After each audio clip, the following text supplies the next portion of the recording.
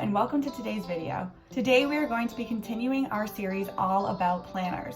In my previous videos, I talked about how to use a planner, how to set one up that suits your style, and how to long-term plan. In this video, we are going to be talking about how to stay consistent when using your planner, and I'm going to be sharing my top 5 tips on how to do this. If you think this video could be helpful, then just keep on watching. Let's start off with tip number 1. My first tip is to set alarms or reminders in your phone or your computer to remind yourself to actually go in and fill in your planner. When you first start out using a planner, it's really hard to remember to write in it consistently, which is why setting reminders and alarms is really helpful. If you often use a computer when you're in school, then I would say set reminders to go off on your computer. If you don't, use your phone.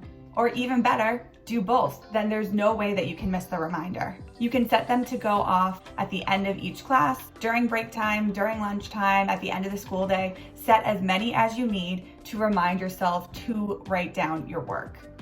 There's plenty of apps that come free with your phone and usually with your computer as well that you can use, such as the Reminders app, the Calendar app. All of those are great to just make sure that you get your work written down. Just remember that when you do set an alarm, to make sure that the noise doesn't go off if you are having it go off during the school day. Moving on to tip number 2.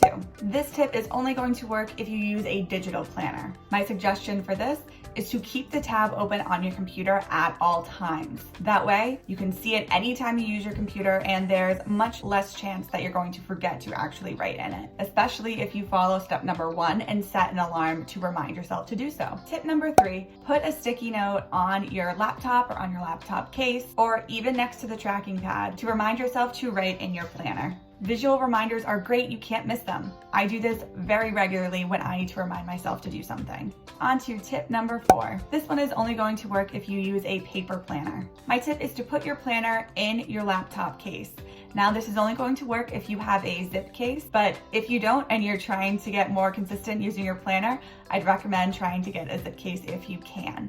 This is especially good if you use your laptop in school regularly, because when you go to get your laptop out of the case, you will see your planner, which is one of those visual reminders to make sure that you take it out and write down your homework in it. If you don't have a zip case or are unable to get one, then just make sure your planner is always next to your laptop.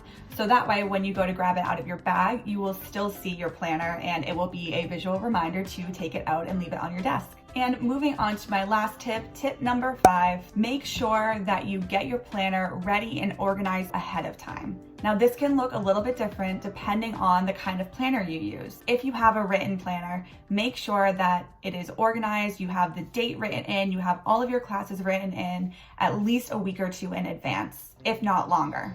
If you have a digital planner, then the same thing goes for that. Make sure that you have space for multiple days in the future, even multiple weeks. So that way, when you get an assignment that is due next week, the week after, or even beyond that, you'll be able to just go in and write in the work. You won't have to worry about organizing your planner. And there you go, my top 5 tips on how to stay consistent when using your planner. Now you don't have to do all of these. Try and pick 1, maybe 2, use them for a week or 2 and see how it goes. If they're not working for you, then try again, pick another tip, and then try that for another couple of weeks. It usually takes a few weeks to form a habit, so just make sure that you are trying these tips out for a long enough time before potentially changing to another one. I hope you found this video helpful. If you have any questions or would like me to make a video on another topic, then just leave a comment down below and I'll do my best to get to it in the future. Thanks so much for watching and I will see you next time.